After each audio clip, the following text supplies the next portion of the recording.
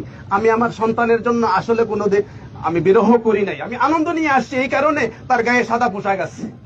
আচ্ছা, পোশাক দিয়ে তাকে আমি সাজাইয়া নিয়ে আসছি, যেমন নাকি বর সেজে আসে, কনের বাড়িতে বর সেজে আসে, আমি তাকে সাজাইয়া নিয়ে আসি জান্নাতে যাওয়ার জন্য।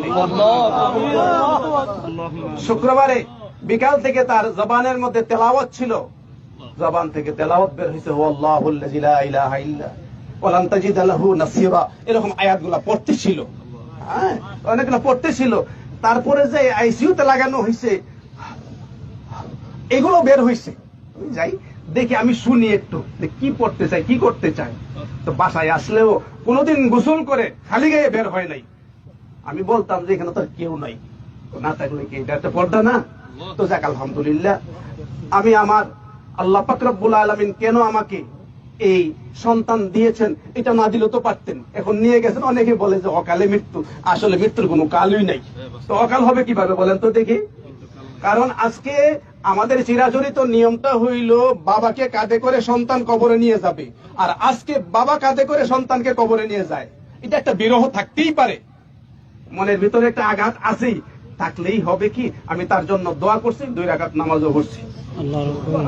আমি 2 রাকাত নামাজও পড়ছি। গত রাত্রে অনেকক্ষণ পর্যন্ত তাহাজ্জুদের নামাজ পড়ে আমি দোয়া করছি যে আল্লাহ যদি তার হায়াত থাকে দাও, আর না হইলে ইমানের সাথে আর কষ্ট না দিয়া, এই আইসিইউতে যে কষ্ট যারা গেছেন বুঝেন, আর যারা যান নাই আসলে বোঝার সুযোগ হয় না, আর যাওয়ারও দরকার নেই আমি মনে করি। আমি আসলে একদিক দিয়ে হইল আনন্দ নিয়ে আমি চলে আসছি, আমার মধ্যে কোনো বিরহ নাই। হ্যাঁ, ওর আম্মা আমার চেয়ে আরো শক্ত মনওয়ালা, কোনো কান্নাকারি নাই। এটা করবো কেন? যদি এটা আমাকে না দিতেন, সিরিয়ালে যদি এটা না দিতেন, তাহলে তো আমরা 4 নম্বরে থাকতাম, এটা দেওয়াতে 1 নম্বর ছেলে হয়েছে আমরা, ঠিক না? তো এই জন্য আপনাদের কাছে দোয়া চাই। আমি হাসি মুখে কিন্তু আসলে সারাটা ঢাকা থেকে আমি পর্যন্ত আসছি। বাইতুল মুকাররমে সন্তানটা জোহরের পরে নামাজের কথা ছিল, আসরের পরে হয়েছে। হাজার হাজার ছাত্ররা এখানে কমেন্ট করতেছে যে আমরা আসরের পরে দেন, আমরা আসতেছি, আমরা সাইফুর রহমানকে আমরা অত্যন্ত ভালোবাসি, দেখা না হইলেও আমরা জানাজায় যেন সামিল হইতে পারি।